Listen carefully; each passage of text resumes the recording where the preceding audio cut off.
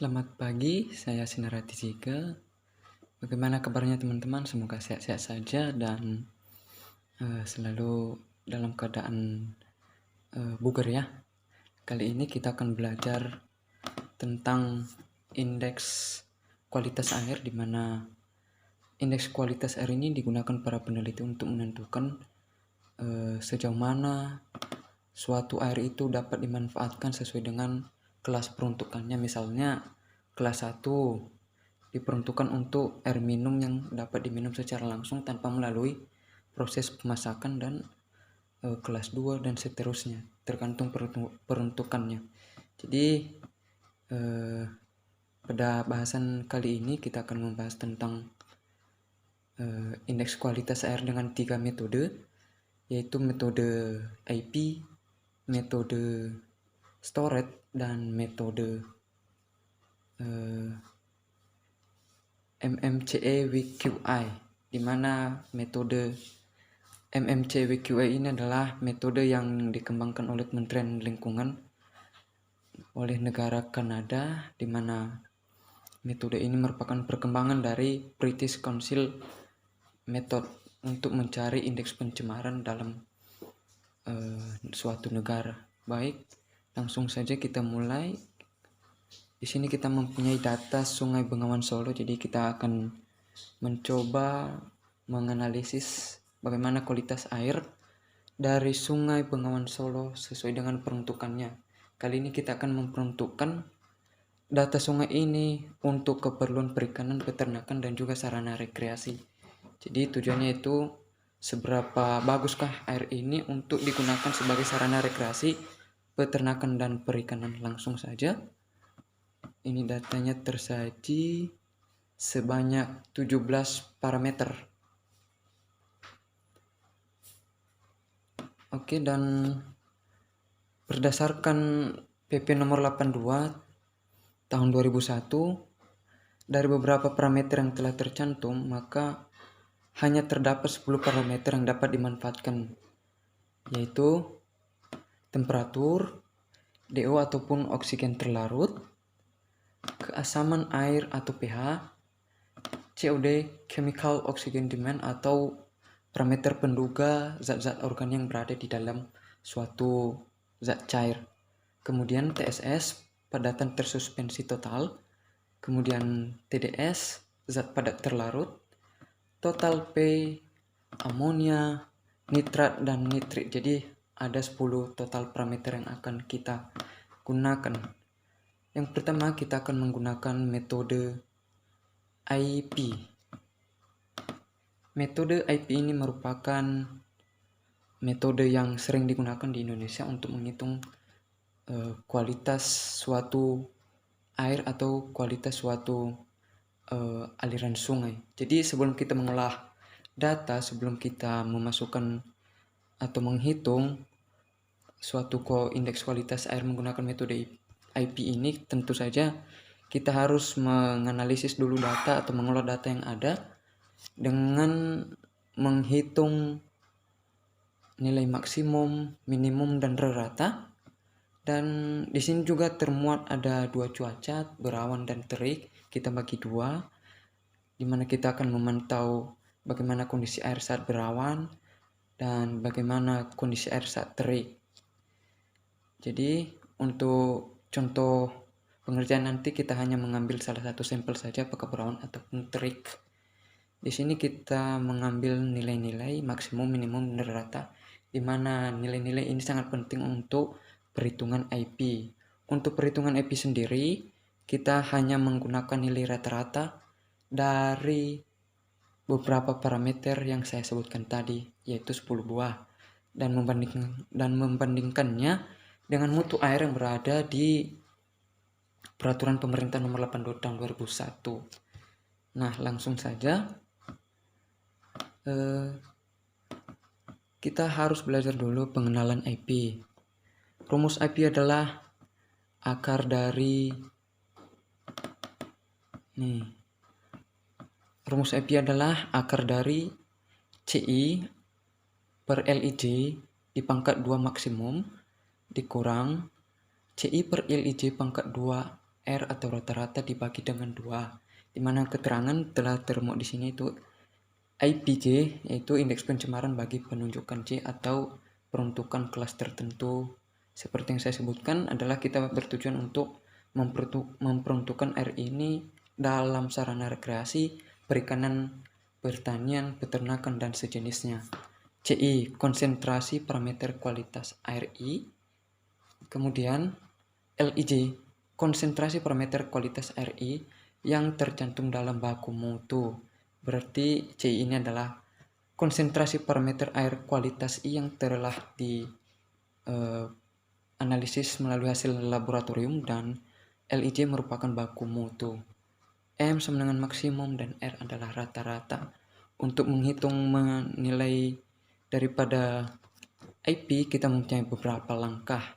Rumus perhitungannya bisa dilihat oleh teman-teman di layar, yaitu nilai parameter dan baku mutu berbanding terbalik, yaitu ketika nilai konsentrasi parameter yang menurun menyatakan tingkat pencemaran yang meningkat, misal DO. Nilai DO yang menurun atau rendah menunjukkan adanya peningkatan pencemaran. Nah, untuk parameter yang satu ini DO, semakin tinggi angkanya maka nilai oksigen terlarut atau nilai DO itu adalah semakin baik. Namun sebaliknya, jika nilainya menurun maka kualitas air yang ditunjukkan oleh DO ini adalah semakin buruk. Beda dengan parameter-parameter lain seperti TDS atau zat terlarut, semakin kecil nilainya maka kualitas airnya menunjukkan semakin baik. Jadi parameter DO ini akan berbeda perhitungannya dengan parameter-parameter yang lain. Langkah perhitungan 1. Tentukan nilai teoretik atau nilai maksimum CIM. Misal untuk DO, maka CIM merupakan nilai DO jenuh. Nilai DO jenuh di sini adalah 7 dan nilai DO minimum adalah 0. Kedua, dalam kasus ini nilai CI per LIJ hasil pengukuran digantikan oleh nilai CI per LIJ hasil perhitungan, yaitu CI baru. Nah, sebelum kita menghitung nilai DO yang baru, maka kita harus menghitung kembali nilai CI yang baru atau analisis laboratorium yang baru, di mana rumusnya di sini adalah CIM atau parameter maksimum dikurangi CI hasil pengukuran dibagi dengan CIM maksimum, yaitu 7 dikurang LIJ atau baku mutu air yang ditunjukkan sesuai dengan kelas 2. Kemudian peraturan yang kedua, jika nilai baku mutu LIJ memiliki rentang. Nah, di sini ada dua ketentuan.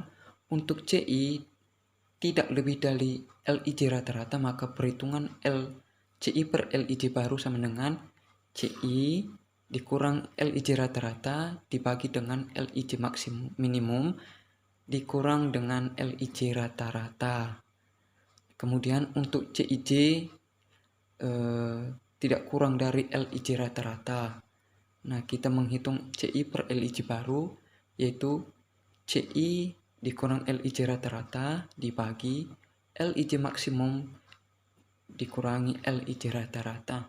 Nah, untuk CI di bawah LIJ rata-rata maka kita menggunakan LIJ minimum, dan untuk nilai CI di atas LIJ rata-rata atau baku mutu maka kita menggunakan LIJ maksimum. Kemudian ketentuan yang ketiga, jika nilai CI atau LIJ berdekatan atau berbeda jauh. Di sini juga ada ketentuan, yaitu 2. Yang pertama, jika CI per LIJ lebih sedikit dari 1 atau kurang dari 1 maka gunakan langsung nilai CI per LIJ dari hasil pengukuran. Kemudian CI per LIJ, jika CI per LIJ lebih besar dari 1 maka gunakan langsung nilai CI per LIJ baru.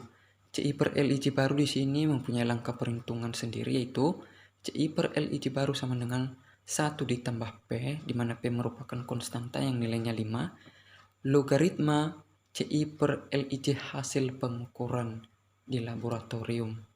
Nah, setelah kita menghitung nilai-nilai tersebut dan memasukkannya dalam tabel, maka kita dapat mengkategorikan suatu zat cair atau aliran sungai ataupun mutu air berdasarkan 4 kategori. di mana kategori pertama adalah IP berada di antara 0 dan 1 memenuhi baku mutu atau code, dan kedua IP berada di rentang 1 dan 5 di mana kategorinya di sini adalah tercemar ringan, dan IP berada di rentang 5 dan 10 tercemar sedang, dan jika IP lebih besar dari 10 maka tercemar berat. Jika teman-teman sudah paham, maka kita akan beralih ke contoh soal perhitungan. Nah, di sini kita akan supaya teman-teman lebih memperhatikan, berdasarkan ketentuan ini maka kita akan melakukan perhitungan supaya diingat-ingat ya. Oke, berdasarkan jumlah temperatur parameter yang kita gunakan, ada berapa parameter, itu 10. Telah kita muat dalam tabel. CIJ adalah hasil analisa laboratorium, LIJ adalah baku mutu kelas 2, dan CI per LIJ adalah perbandingan antara hasil analisa laboratorium dibanding dengan analisa baku mutu yang telah termuat dalam PP nomor 82 tahun 2001. Nah, ada juga CI per LIJ baru di sini, di mana CI per LIJ baru ini sangat penting untuk diperhitungkan karena ini adalah faktor penentu dalam penentuan indeks kualitas air. Langsung saja, di sini ada beberapa data yang termuat. Temperatur, rata-rata temperatur ini 24,32, TDS 230, dan seterusnya. Nah, dari mana kita ambil nilai ini? Dari perhitungan yang pertama tadi, pengolahan nilai yang pertama. Kita akan kembali. Nah, dari sini temperatur. Kita telah membagi cuaca ada dua, temperatur sebelum melewati biofilter dan temperatur setelah melewati biofilter saat berawan. Biofilter ini digunakan sebagai salah satu alternatif dalam penanggulangan suatu air tercemar. Maka kita dapat menganalisis sejauh mana kemampuan biofilter ini untuk menyaring seluruh zat-zat cemar yang berada di dalam sungai. Jadi di sini juga kita memperhatikan seefektif apakah suatu biofilter mineral wool dalam menyaring semua parameter-parameter yang telah termuat di sini. Nah, kita kembali ke tabel. Nah, di sini CI adalah hasil analisa laboratorium rata-rata dari nilai parameter, setiap parameter, di mana keterangan di sini adalah kondisi air saat berawan, saat air belum melewati biofilter. Berarti nilai yang kita ambil di sini adalah ini, berawan, rata. Nah, ini dia, rata, berawan, temperaturnya, ratanya yang kita ambil. Ini dimana teman-teman dapat melihat. Oke. Langsung saja kita melakukan perhitungan. Nah, di sini untuk LIJ kelas 2 mempunyai rentang, yaitu deviasi 3, yaitu antara 22 derajat sampai 28 derajat. Nah, di sini kita mempunyai ketentuan jika suatu yang namanya CIJ per LIJ dibandingkan jika berada di suatu rentang, maka kita melihat ketentuan yang kedua. Jika CI lebih kecil dari LIJ rata-rata, kita perhatikan data. Jika CI lebih kecil dari LIJ, nah LIJ rata-rata di sini adalah 25, di mana 22 tambah 8, 28 sama dengan 50, kita bagi 2 menjadi sama dengan 25. Nah, dari nilai CIJ ini nampak bahwa nilai daripada CIJ lebih kecil daripada baku mutu kelas 2 yaitu 25. Maka kita mengadakan perhitungan CI per LIJ perbandingannya. Nah, di sini U95 dikurang 25. Nah, di sini ini perhitungan begini. CI hasil analisa laboratorium dikurang baku mutu kelas 2 dibagi dengan nilai minimum dikurangi baku mutu kelas 2 yaitu 25. Enter, kita dapatkan hasilnya 0,2. Kemudian kita mencari lagi CI per LIJ baru. Nah, sesuai dengan ketentuan yang ketiga, bahwasanya jika suatu nilai parameter atau CI per LIJ baru di bawah 1, maka kita menggunakan yang namanya hasil pengukuran sebelumnya, itu CI per LIJ. Nah, jika CI per LIJ-nya lebih besar dari 2, maka kita menggunakan rumus baru, yaitu 1 ditambah P log CI per LIJ hasil pengukuran. Nah, karena di sini nilai CI per LIJ-nya di bawah 1, maka langsung saja kita gunakan CI per LIJ baru adalah 0,2.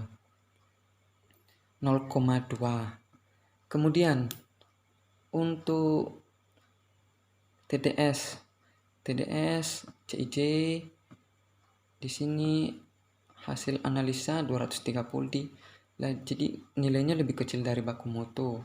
Nah, ini hasilnya. Karena di bawah 1, maka CI per LIJ baru maka tetap menggunakan hasil pengukuran CI per LIJ. Nah, kita juga perhatikan jika suatu parameter nilainya melebihi 2, contohnya ini. Nah, di sini nilai suatu parameter CI per LIJ melebihi 2. Kita berpatokan pada ketentuan yang ketiga dari aturan penggunaan IP. Nah, dari nilai ini kita dapat menghitung CI per LIJ baru dengan rumus 1 ditambah P kali log dari CI per LIJ hasil pengukuran. Nah, ini jawabannya. Ini log dari CI per LIJ hasil pengukuran dikali 5 ditambah 1 atau dibalik 1 ditambah 5 log YY log CI per LIJ hasil pengukuran. Nah, begitu cara perhitungan seandainya nilai CI per LIJ hasil pengukuran lebih dari 2. Kemudian nilai DO. Nah, untuk menentukan nilai DO ini tidak langsung kita hitung CI per LIJ. Karena apa? Sebelumnya kita harus mencari nilai CI baru. Nilai CI baru itu kita perhatikan apakah nilai tersebut memenuhi baku mutu ataupun belum. Jika masih belum memenuhi baku mutu, maka kita melakukan perhitungan CI baru. Telah saya jelaskan sebelumnya bahwa metode perhitungan CI per LIJ baru, CI baru itu kita punya ketentuan yang di peraturan pertama ini. Nah, ini rumus CI baru sama dengan CI maksimum dikurang CI hasil pengukuran dibagi dengan CI maksimum dikurang LIJ atau baku mutu kelas 2. Nah, CIMI ini apa? Ini adalah nilai jenuh, di mana ini adalah nilai tertinggi dari parameter DO. Semakin tinggi nilai DO, maka kualitas air akan semakin baik. Beda dengan parameter yang lain, jika nilainya semakin kecil, maka nilai kualitas air yang ditunjukkan akan semakin baik. Jadi DO berbanding terbalik dengan parameter yang lainnya. Nah, untuk DO sendiri kita melakukan perhitungan CI baru. CI baru adalah di sini perhitungannya. Nah, di sini CI maksimum ini. Nah, CI maksimum dikurang CI hasil analisa laboratorium dibagi dengan CI maksimum dikurang dengan LIJ kelas 2. Nah, setelah kita mendapatkan CI baru, kita lakukan perhitungan kembali untuk mencari nilai CI per LIJ pengukuran. Nah, dengan rumus apa? Kita cari ya. Perhitungannya begini. CI baru dibagi dengan LIJ kelas 2. Maka kita mendapatkan nilai yaitu 0,38. Sesuai dengan rule nomor 3, jika nilai CI per LJ di bawah 1, maka kita akan tetap menggunakan nilai hasil pengukuran sebelumnya. Nah, dari beberapa pengukuran tersebut kita mendapatkan kondisi air, yaitu nilai IPJ sama dengan 5,31, di mana peraturan dijelaskan dalam PP nomor 82, jika nilai IP berada di rentang 5 sampai 10, maka posisinya adalah sedang. Kita bandingkan kondisi air berawan sesudah air melewati biofilter. Apa aja yang berkurang, kita analisis. Ya. Oke, kita membandingkan. Nilai temperatur kita bandingkan, tidak ada bedanya, hampir sama. Kedua TDS dari 230 menjadi 236, masih sedikit. TSS, total zat terlarut ya, tersuspensi, di sini adalah 26, dan setelah melewati biofilter nilainya berkurang 21,5. pH cenderung normal, yaitu 7,1 dan 7,2. COD yang tadinya 71 atau jumlah bahan-bahan organik yang terkandung dalam air yang tadinya 71 sebelum melewati, tapi setelah melewati biofilter hasilnya menjadi 35. Jadi biofilter ini cenderung berhasil menyaring daripada parameter COD. Nah, kemudian DO yang tadinya nilainya 2,38, kita bandingkan setelah melewati, nilainya 2,1. Total P hampir sama, 0,4, dan di sini tidak jauh berbeda dengan nilai sebelumnya. Jadi nilai daripada parameter setelah melewati biofilter ini tidak jauh berbeda. Namun biofilter ini cenderung berhasil mengurangi nilai daripada COD atau jumlah zat organik yang berada di dalam air. Maka kita melakukan perhitungan, jika ada melewati nilai 2, kita gunakan CI per LJ baru dengan rumus 1 ditambah P log CI per LJ hasil pengukuran. Nah, dari rumus-rumus tersebut kita mendapatkan nilai IP sama dengan 5,42. Nilai IP cara perhitungannya tadi akar daripada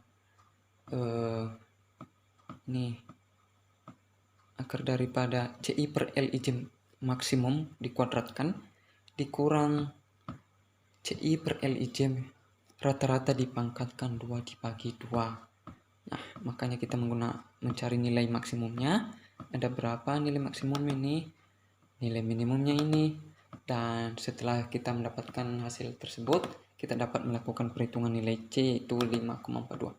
Nah, seberapa efektifkah biofilter ini? Ternyata tidak efektif untuk mengurangi daripada indeks pencemaran, namun menambah kekeruan atau menambah keburukan daripada suatu kualitas air yang tadinya nilai 5,31 menjadi 5,42. Jadi ada penurunan hasil sedikit, itu 0,9. Nah, jadi demikian untuk perhitungan nilai IP. Kita lanjut pada perhitungan metode storage. Kita bandingkan dengan metode storage sejauh mana kepekaan metode storage untuk memantau hasil kualitas air Sungai Bengawan Solo. Kita menggunakan metode storage. Nah, dari metode storage ini juga kita mendapatkan klasifikasi untuk air, yaitu ada 4. Ada baik sekali dengan skor 0, B baik, rentang nilai -1 sampai dengan -10 digolongkan dalam cemaringan.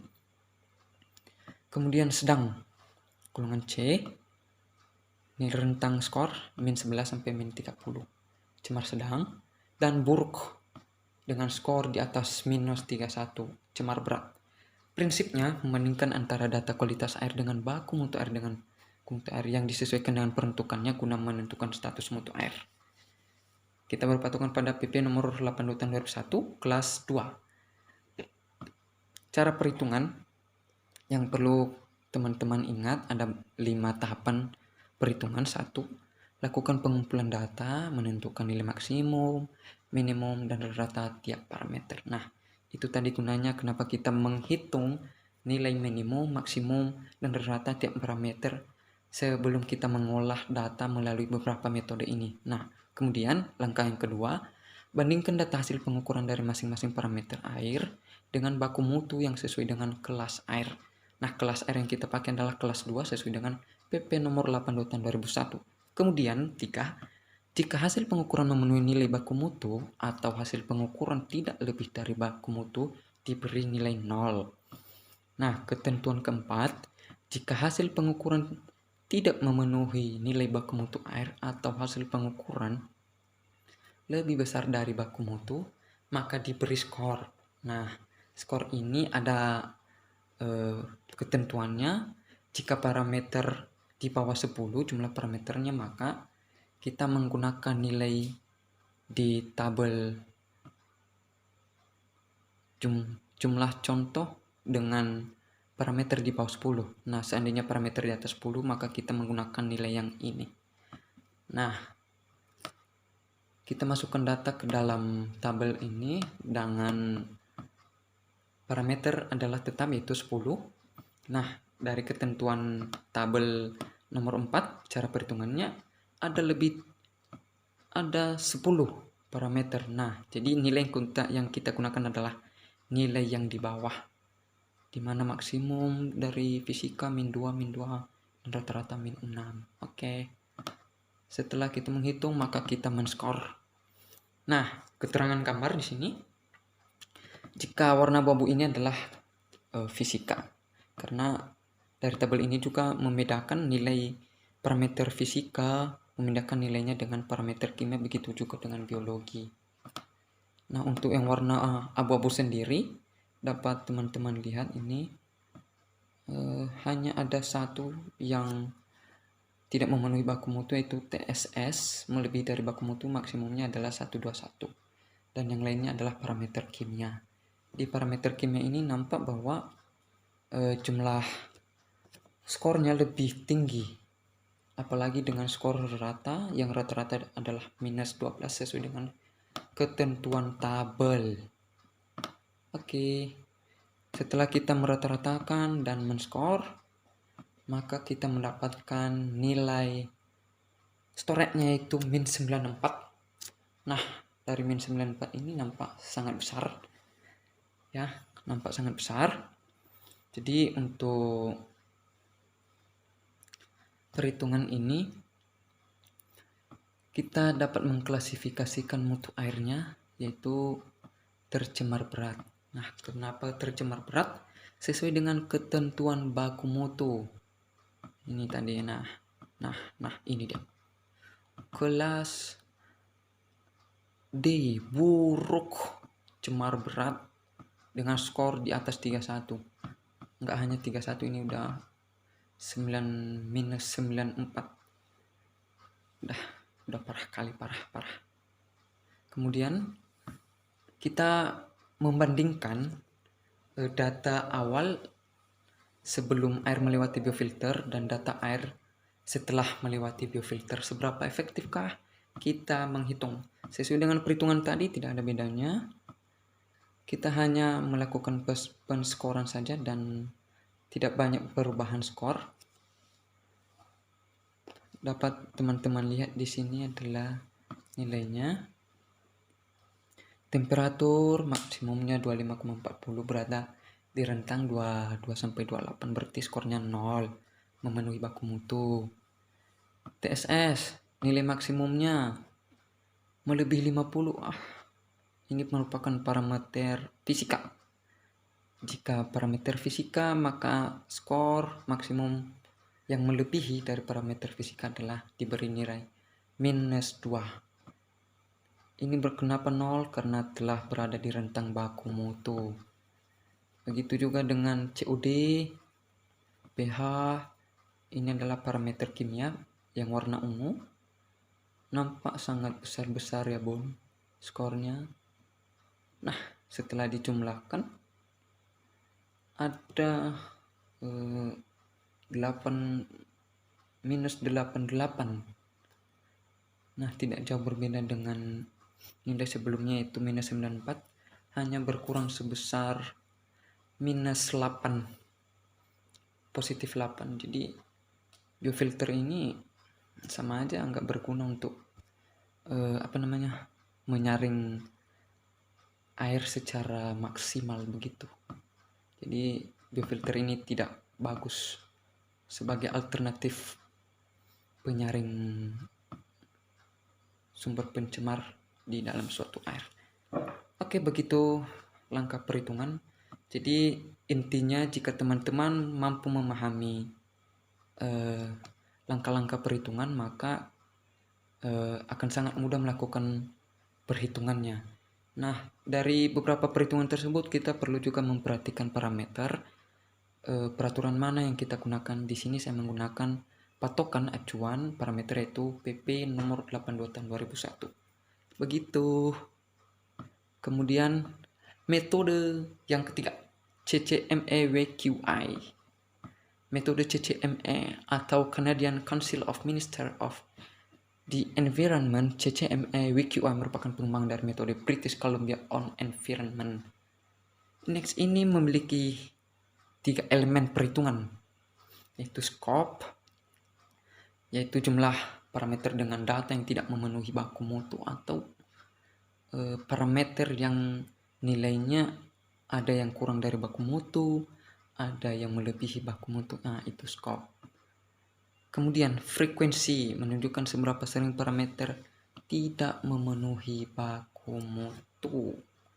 Nah, di sini juga frekuensi. Nah, setelah kita mengetahui scope atau nilai dari suatu parameter yang tidak memenuhi baku mutu, maka kita menghitungnya selanjutnya dengan frekuensi atau F2. Seberapa sering, seberapa parahkah data itu terhadap parameter. Kemudian amplitude.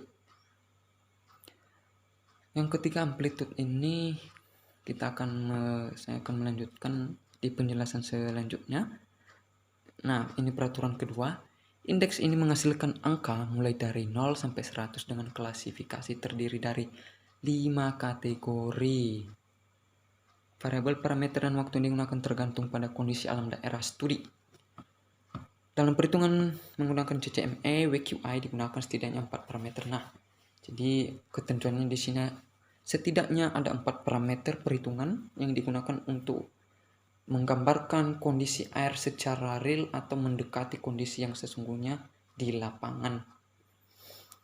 Oke, kita punya beberapa ketentuan di sini untuk melakukan perhitungan menggunakan metode CCME WQI. Nah, di sini untuk menghitung elemen scope kita F1 menggunakan rumus jumlah variabel yang tidak memenuhi baku mutu. Nah, di sini adalah jumlah variabel atau jumlah parameter yang nilainya termuat atau parameter yang salah satu nilainya atau beberapa nilainya tidak memenuhi baku mutu dibagi dengan jumlah variabel atau jumlah parameter yang telah termuat. Kemudian frekuensi F2 menggunakan persentase tes yang tidak memenuhi baku mutu. Nah, di sini semakin lama nilainya semakin spesifik untuk diolah, yaitu persentase tes. Nah, dari setelah parameter kita menggunakan nilai tesnya. Jadi nilai-nilai tidak memenuhi itu kita kumpulkan seberapa banyak dia, seberapa berpengaruh dengan parameter yang kita tinjau. Ini rumusnya F2 sama dengan jumlah tes yang tidak memenuhi baku mutu dibagi dengan jumlah tes. Yang artinya di sini jumlah tes yang tidak memenuhi baku mutu adalah nilai yang melebihi atau tidak memenuhi nilai baku mutu sesuai dengan kelas peruntukan dalam sebuah parameter. Yang ketiga, amplitude. Amplitude ini adalah kumulatif untuk menghitung nilai-nilai sebelumnya. Dimana amplitude ini mempunyai 3 cara perhitungan, agak ribet, lumayan. 1, 2, dan 3. Nah, ketentuan pertama. Jika konsentrasi yang lebih besar atau kurang dari, jika yang dicari yang minimum dari baku mutu yang disebut excursion. Nah, untuk mencari nilai excursion ini atau jumlah konsentrasi yang lebih besar atau jumlah konsentrasi yang lebih kecil dari baku mutu, kita kumpulkan seberapa banyak dia. Nah, ini juga ada ketentuan, ada 2. Seandainya ditetapkan bahwa apabila nilai uji tidak boleh melebihi baku mutu, maka nilai excursion adalah nilai tidak memenuhi dibanding baku mutu atau kelas peruntukan dikurangi dengan 1. Dan kemudian apabila nilai uji tidak boleh kurang dari baku mutu. Nah, ini contohnya tadi DO. Semakin kecil nilainya maka semakin buruk. Nah, kita menggunakan patokan sesuai kelas 2 yaitu adalah 4. Nah, seandainya ada beberapa nilai yang di bawah 4 nilai DO tersebut, maka kita menggunakan nilai excursion ini adalah baku mutu per nilai yang tidak memenuhi baku mutu I dikurangi dengan 1. Langkah yang kedua, setelah kita mengumpulkan nilai excursion, kita menjumlahkan seberapa banyak dia. Banyak lumayan. Nilai NSE, nilai excursion, kita hitung berapa. Seandainya ada 100, berarti ada 100 nilai tes yang tidak memenuhi. Ditotalkan berapa nilainya, ada berapa biji. Nah, setelah ditotalkan, per parameternya dihitung ya. Setelah ditotalkan, baru dihitung secara kumulatif, baru dibagi dengan jumlah tes. Jumlah tesnya sesuai dengan baku mutu atau parameter, jumlah parameter yang ada. Dan kemudian F3 kemudian dihitung dengan fungsi asintotik dengan skala jumlah dari NSE dengan kisaran harga 0 hingga 100.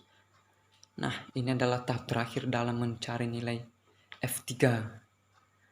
F3 sama dengan NSE dibagi dengan 0,02 dikali NSE ditambah 0,01. Oke, setelah faktor yang dibutuhkan telah didapat, dikumulatifkan, dikumpulkan, dan dihitung-hitung seberapa ribetnya, banyak kali dihitung. Maka kita dapat menyimpulkan, mengambil suatu kesimpulan dan memasukkan data tersebut ke dalam rumus CCME, yaitu 100 dikurang akar dari F1 atau scope dipangkatkan dengan 2 ditambah F2 dipangkatkan dengan 2 atau frekuensi tadi. Yang ketiga F3 dipangkatkan dengan 2 itu amplitude, kita kumpulkan dan dipangkatkan dengan 2, baru dibagi dengan 1/1,732, baru diakarkan, baru dicari selisihnya, dikurangi atau diselisihkan dengan nilai 100. Setelah kita mendapatkan nilainya, maka kita dapat mengklasifikasikan. Seandainya rentangnya 0 sampai 44, keterangan buruk. Nilai WQI sedang berada di rentang antara nilai 5 sampai 59. Cukup berada di antara rentang nilai 60 sampai 79. Baik 80 sampai 94. Sangat baik 9 sampai 100. Hebat. Oke. Kita akan beralih ke contoh perhitungan. Silakan teman-teman perhatikan jika diperhatikan. Oke, supaya kita lebih tahu dan mendapatkan ilmunya dan kita tidak sia-sia belajar ini ya. Oke, contoh perhitungan. Temperatur. Kita perhatikan ini adalah cuaca berawan sebelum air melewati biofilter. Kita akan hanya menggunakan satu sampel saja karena mengingat waktu sangat lama. Ada beberapa nilai, yaitu 28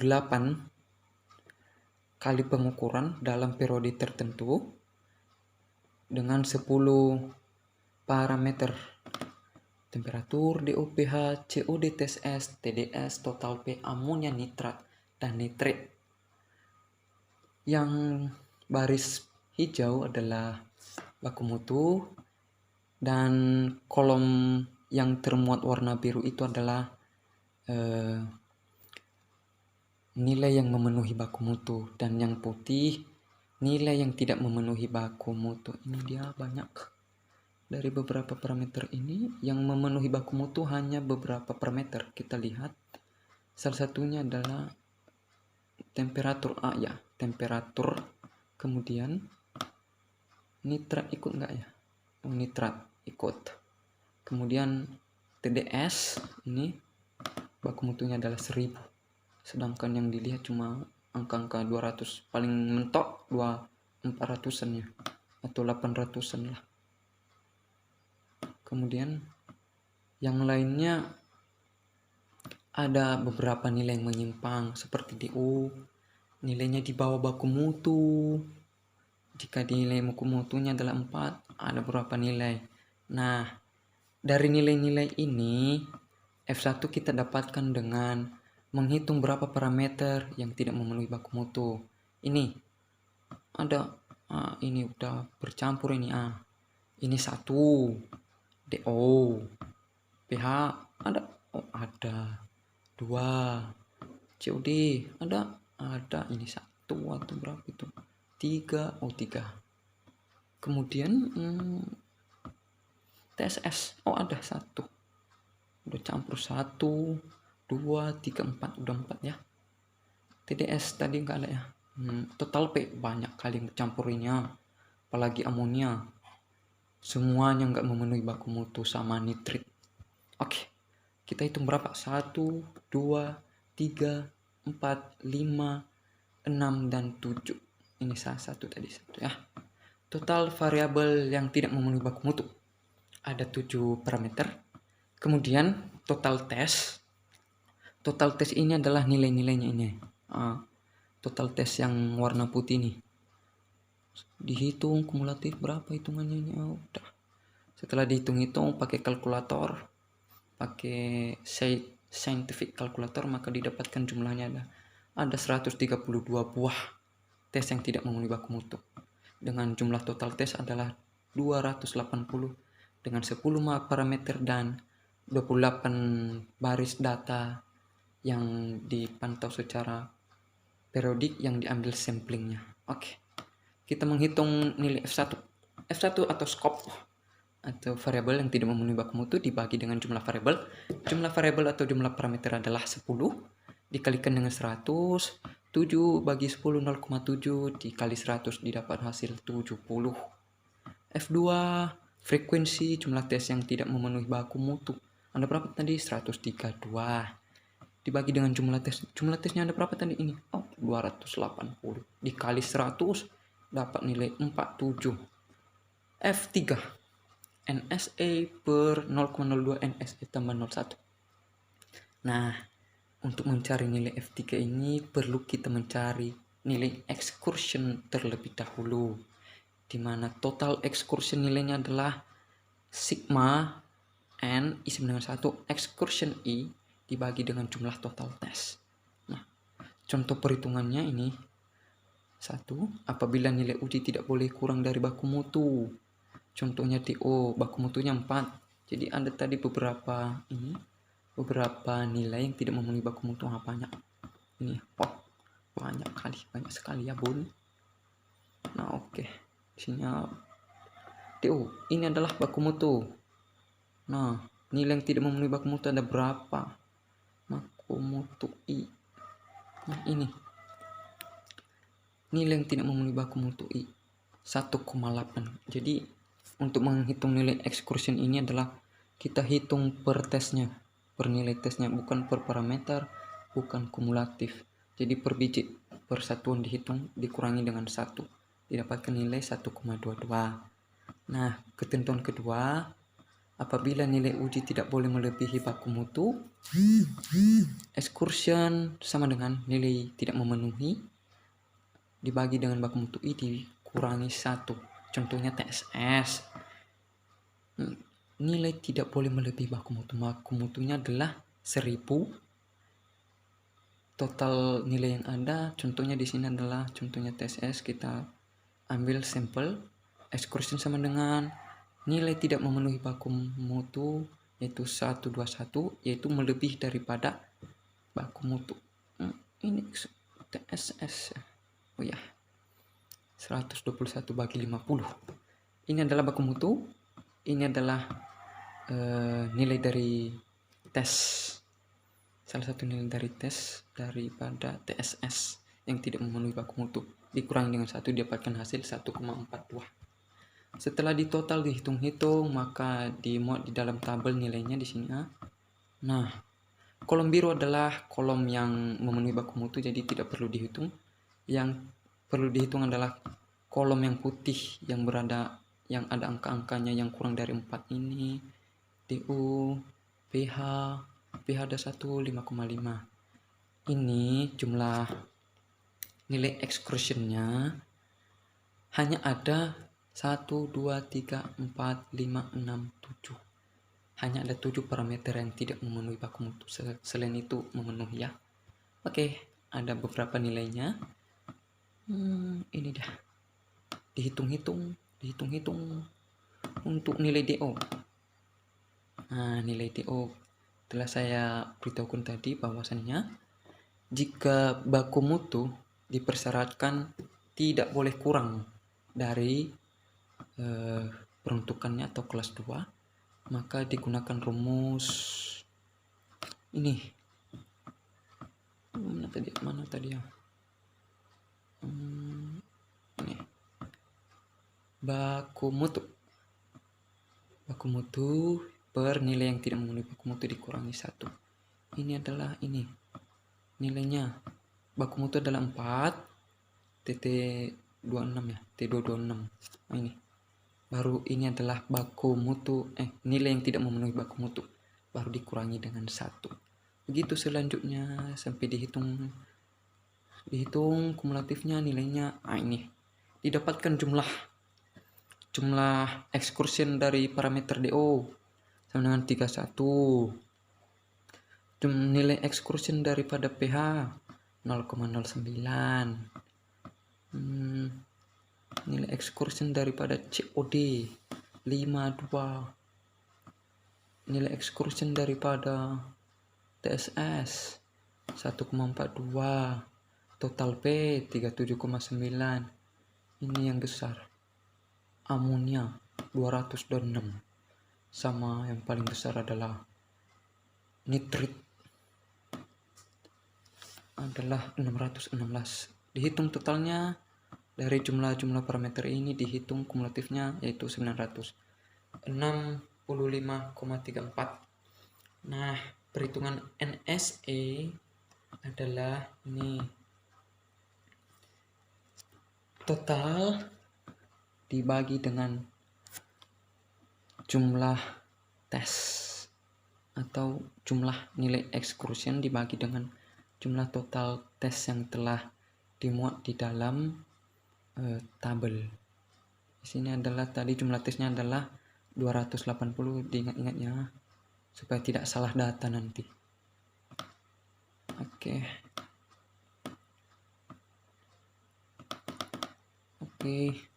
kita menghitung F3 dengan rumus NSE per 0,02 NSE ditambah 0,01, yaitu didapatkan nilai F3 sama dengan 43,667.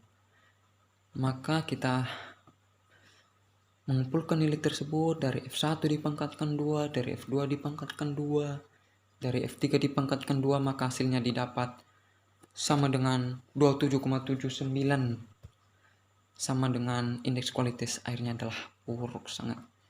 Nah, dari beberapa parameter tersebut dapat diambil kesimpulan bahwa dari 3 metode itu metode paling tanggap dalam memberikan pendekatan kualitas air yang paling baik adalah metode CCMA, adalah menunjukkan kualitas air Bengawan Solo adalah sangat buruk, berada di rentang 27,79. Jika ini di Storet nilainya minus cemar berat, ini juga termasuk peka. dan ini paling agak kurang peka, yaitu IP hanya tercemar sedang, sedangkan storage adalah tercemar berat, dan diperjelas dengan metode yang ketiga yaitu buruk. Jadi ada dua data atau ada dua metode yang menunjukkan kualitas air begitu buruk dan satu metode menunjukkan kualitas air sedang. Jadi kalau dibandingkan 2 banding 1 maka menang yang 2. Jadi kesimpulannya adalah metode storage dan CCME WQI lebih dianjurkan untuk menentukan indeks kualitas air. Terima kasih.